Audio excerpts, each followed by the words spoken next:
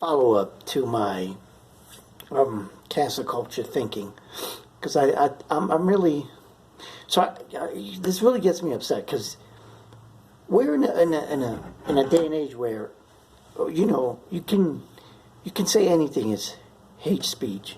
You can refer to any object as a hate object. You could refer to any event as a hate event.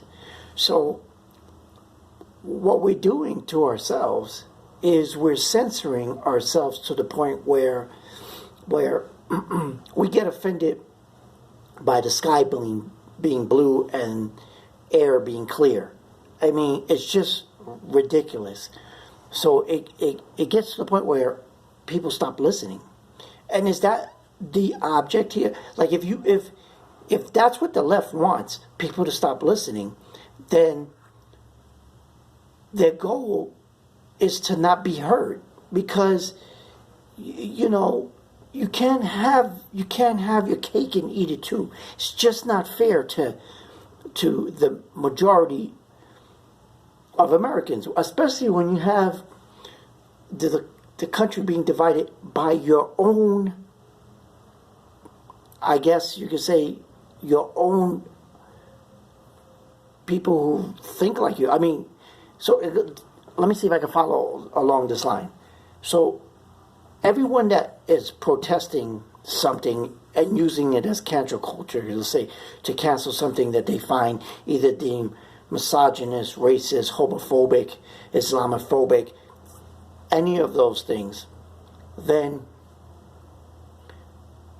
when you ultimately have something that you on your own people, like Hollywood, academia, or would it be politicians, get up and say, then do you just stop listening to what they're saying and only pick and choose the relative subjects that relate to you? How's that fair? Like, and if you really think of it, you're kind of closing your mind and putting a kind of a blinder in front of you to everything else that can be harmful to you and to your cause. So the best way to go about anything is to actually debate it. And the way we debate it is that we use history, and we use the facts of history. We use data from history to reach a point to where we become a compromise. So I thought about this, and what really pissed me off is when they use the word colonizer, especially blacks, when they use the word colonizer, because it shows how disingenuous and how narrow-minded you are, because if you're a Hollywood celebrity and you're black and you feel like whites are colonizers and you use that term, then you're kind of you're kind of spitting on the people who came before you and actually had to deal with systemic racism. You're actually telling them in their face that they didn't do the right by you and current Black Americans or African Americans, which is just not true. It's a slap in the face with untruth. Okay, I go back into and I think about, like, I've actually worked in the industry, and I've actually faced a little bit of this racial bias, because I've actually been cast based on my looks instead of based on what I was able to perform. But I see today we're at the point where it doesn't matter what you look like. You'll get cast for something that they strongly think that you can do. So it's not based on color. It's based on character and based on your ability.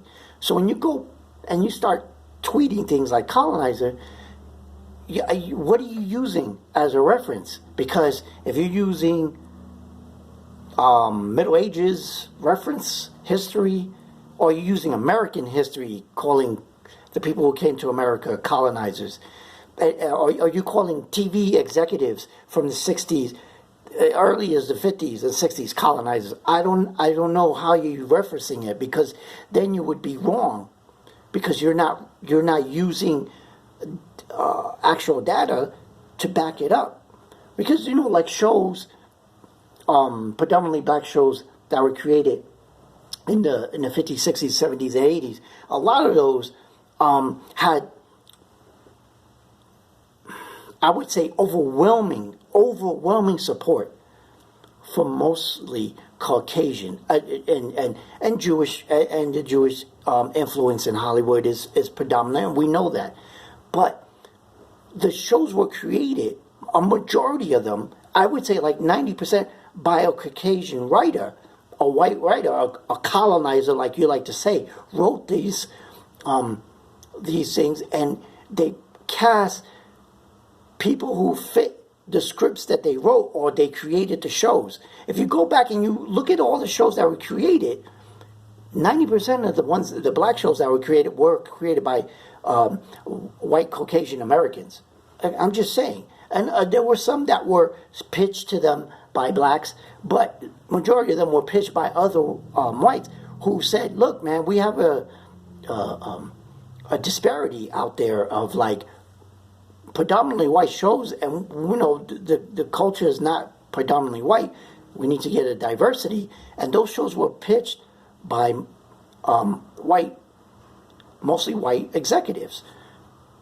So using the word colonizer is disingenuous, it's uneducated, it's ignorant, it's arrogant on its face, and I disagree with it. And I'm not, like, I don't come across to say that as being racial, but it's unfair, and I'm just going to go there.